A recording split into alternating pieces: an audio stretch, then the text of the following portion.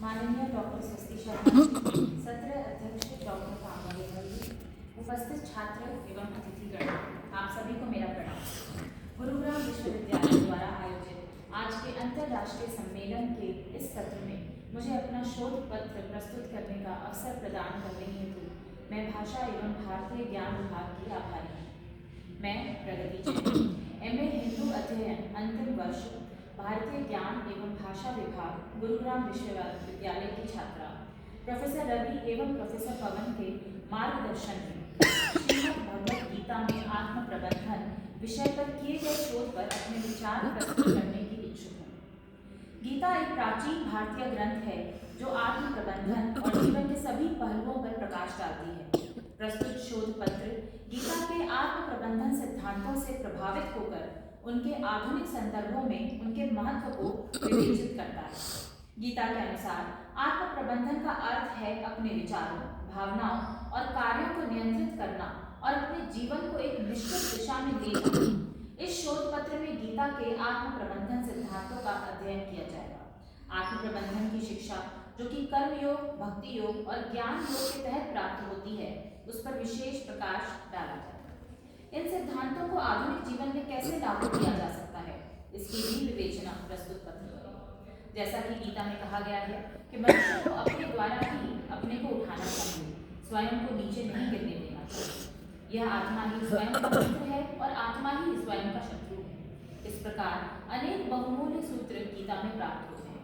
उन मुख्य सूत्रों की सहायता से आत्म प्रबंधन के सूत्रों का प्रस्तुतिकरण यहाँ किया जाएगा। आत्म प्रबंधन का शाब्दिक अर्थ है स्वयं का प्रबंधन या अपने आप को व्यवस्थित करना।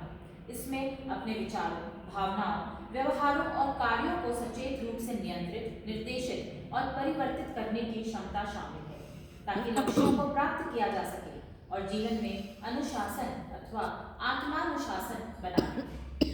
श्रीमद् भगवद गीता के अनुसार निष्काम कर्म का सिद्धांत आत्म प्रबंधन का एक महत्वपूर्ण पहलू है। जब हम निष्काम भाव से कर्म करते हैं तो हम अपने कार्यों के परिणाम से अनासक्त रहते हैं और अपने कर्तव्यों को पूरी तरह से निभाते हैं।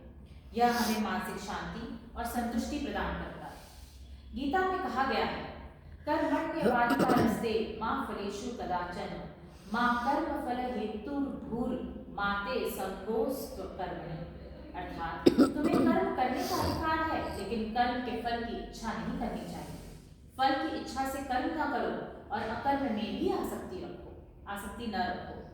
आत्म प्रबंधन के कुछ मुख्य पहलू हैं। आत्मनियंत्रण अर्थात अपनी भावनाओं और प्रतिक्रियाओं पर नियंत्रण रखना।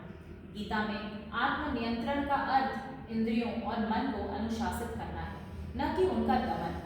श्री कृष्ण के अनुसार यह अनियंत्रित इच्छाओं, क्रोध और लोभ को वश में कर मन को विचलित होने से बचाने वाली बुद्धि आधारित जागरूकता है। सच्चा आत्म संयम मन को मित्र बनाकर ध्यान और निस्वार्थ कर्म के माध्यम से आध्यात्मिक उन्नति की ओर ले जाता है। द्वितीय पहलू है आत्म जागरूकता अर्थात अपनी ताकत और कमजोरियों को समझना। गीता के अनुसार आत्म जागरूकता का अर्थ है स्वयं को शरीर न मानकर अमर आत्मा अथवा चेतना के रूप में जानना। यह अपने विचारों की ताकतों, कमजोरियों और भावनाओं को समझकर मन को नियंत्रित कर साक्षी भाव के साथ कर्म करना है, जो अंततः आत्म साक्षात्कार और परम शांति की ओर ले जाता है। तृतीय पहलू है समय और कार्य प्रबंधन अर्थात अपने दैनिक कार्यों को सुव्यवस्थित तरीके से करना। भगवद गीता में श्री कृष्ण ने कहा है, समय और कार्य प्रबंधन का मूल मंत्र निष्काम कर्म है, जिसका अर्थ है फल की चिंता किए बिना अपना कर्तव्य पूरी निष्ठा से करना। समय निरंतर है, इसलिए वर्तमान में जिएं। अपनी प्राथमिकताओं को पहचानें, कार्यों में संतुलन लाएं और आलस्य छोड़कर कार्य कुशलता बढ़ाएं। यह अर्थ हमें गीता के निम्न श्लोक से प्राप्त होता है, योगः कर्मसु कौशलम्। चतुर्थ पहलू है लक्ष्य निर्धारण करना अर्थात अपने व्यक्तिगत और पेशेवर जीवन के लक्ष्यों को निर्धारित करना। गीता के अनुसार लक्ष्य निर्धारण का अर्थ निस्वार्थ भाव से कर्म फल की चिंता किए बिना अपने कर्तव्यों का पालन करते हुए उच्च और नेक उद्देश्यों को प्राप्त करना है। इसमें स्थिरता, एकाग्रता और संदेह के बिना प्रयास शामिल है, जहां परिणाम ईश्वर को समर्पित कर दिए जाते हैं। अंतिम आत्मानुशासन अर्थात व्यवहार को सचेत रूप से नियंत्रित करना। भगवद गीता के अनुसार आत्मानुशासन अथवा आत्मसंयम मन, इंद्रियों और बुद्धि पर नियंत्रण रखते हुए अभ्यास और वैराग्य के द्वारा स्वयं को वासनाओं से मुक्त कराना है। यह कर्म फल की इच्छा के बिना कर्तव्य करना, संतुलित जीवन शैली जीना और सुख दुख में तटस्थ रहकर मन को आत्मा में एकाग्र करना है।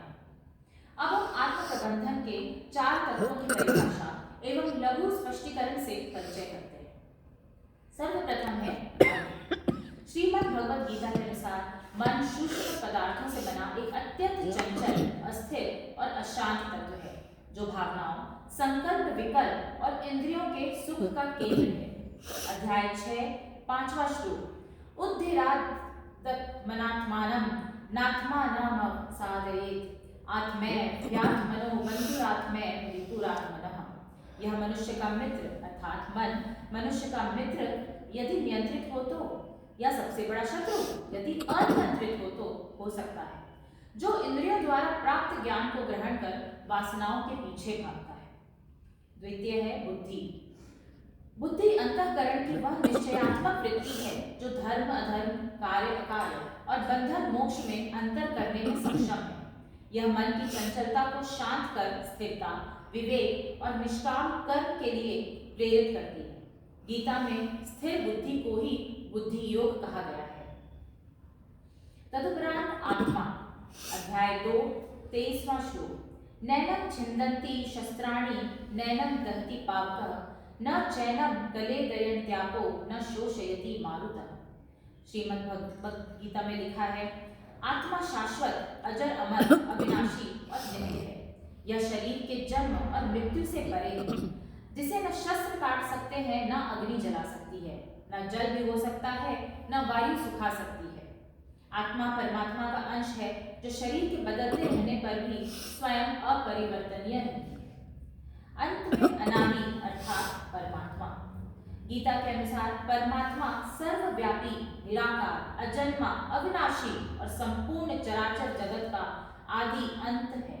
वे हर प्राणी के हृदय में स्थित हैं, जो सभी के रक्षक, पालनकर्ता और सबसे सूक्ष्म तत्व हैं, जिन्हें योगी ज्ञान और भक्ति से जान सकते हैं।